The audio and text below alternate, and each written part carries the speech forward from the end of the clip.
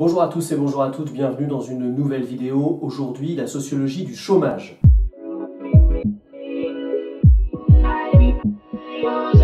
Traditionnellement, le chômage relève plus du domaine de l'économiste que de celui du sociologue, parce qu'il est du non-travail. Le chômage et sa sociologie entretiennent des liens paradoxaux avec le travail et avec la sociologie du travail.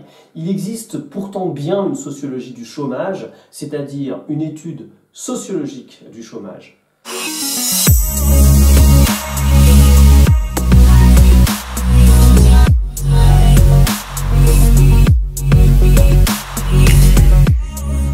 La première étude sociologique importante à avoir été réalisée sur le chômage, c'est celle de Paul Lazarsfeld en 1931. Cette enquête se livre à une étude minutieuse de la vie des chômeurs, de leur consommation, de leur maladie, etc. Elle témoigne du profond désespoir de ces chômeurs, de leur résignation qui se mélange avec un sentiment de révolte. En 1966, c'est-à-dire en pleine période de plein emploi, Raymond Ledru publie « Sociologie du chômage ». Il montre que le chômage est d'autant plus sélectif qu'il est rare à cette époque et qu'il aboutit à l'exclusion et au cumul de tous les handicaps sociaux, la marginalité, le manque de logement, l'analphabétisme, la maladie, etc.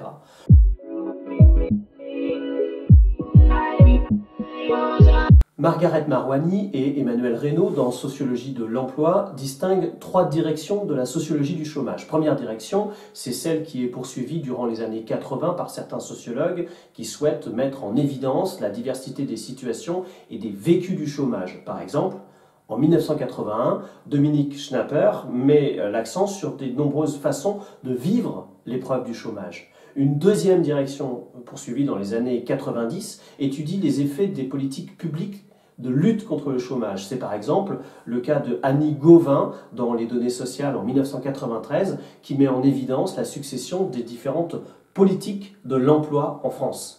La troisième et dernière direction rassemble les nombreuses études qui portent sur le chômage de longue durée, sur les causes de l'entrée en chômage et sur le moment de la sortie du chômage. Le constat est souvent celui de l'hétérogénéité des caractéristiques de ce chômage qui se mue en chômage d'exclusion.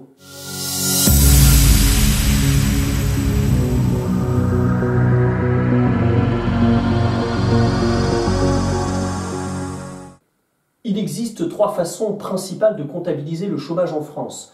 Au sens du Bureau international du travail, les chômeurs doivent satisfaire 4 conditions. Première condition, être dépourvu d'emploi. Deuxième condition, être à même de travailler. Troisième condition, chercher un emploi rémunéré. Et enfin, dernière condition, être à la recherche effective de cet emploi. Au sens de l'INSEE, la population sans emploi à la recherche d'un emploi renvoie à une définition plus restrictive que celle du BIT, puisque pour être considéré comme chômeur, il faut en plus être disponible pour occuper un emploi dans un délai de moins de 15 jours.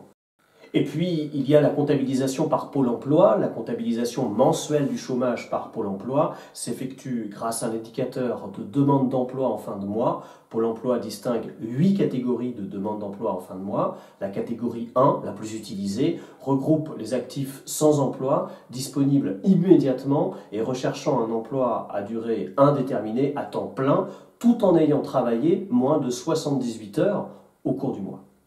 Les mesures du chômage n'appréhendent pas totalement la réelle importance du sous-emploi. La frontière entre l'activité et le chômage est de plus en plus floue.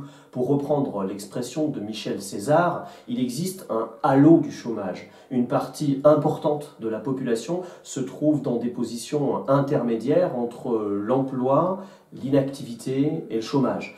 Il s'agit des personnes qui occupent des emplois précaires et qui sont souvent des chômeurs récurrents, des personnes qui occupent les emplois à temps partiel mais qui cherchent à travailler à temps plein, ou des personnes qui suivent des stages de formation. Et puis, il y a ceux qui ne sont plus inscrits sur les listes de Pôle emploi parce qu'ils sont découragés et n'en voient plus l'utilité à partir du moment où de toute façon, ils ne peuvent plus prétendre aux indemnités. Le sous-emploi est donc un phénomène d'une ampleur bien plus grande que le chômage.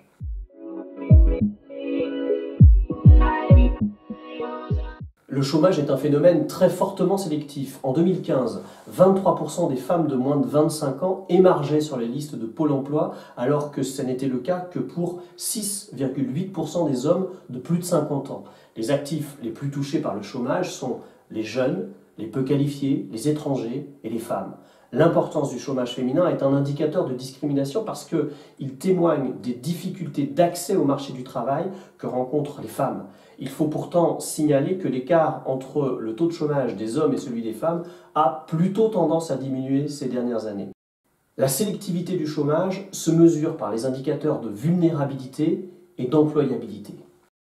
En raison des difficultés d'adaptation des actifs âgés, l'employabilité décroît avec l'âge. Au contraire, les jeunes actifs sont plus volontiers embauchés, même s'ils sont généralement les premiers licenciés. Le chômage de longue durée a fortement augmenté depuis le début des années 80. Il concerne environ 40% des chômeurs en 2015. Il touche surtout les actifs de plus de 50 ans. Pour reprendre la typologie de Jacques Fraissinet, les actifs de plus de 50 ans sont les principales victimes d'un chômage d'exclusion.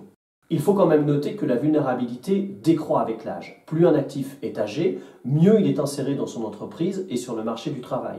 Les jeunes sont en revanche plus vulnérables parce qu'ils occupent souvent des emplois précaires. Plus employables, mais aussi plus vulnérables, les jeunes sont victimes d'un chômage répétitif. Le sous-emploi concerne presque le 1/5 de la population active. Alors, clairement, il n'est pas seulement un fait économique, il est aussi un fait social.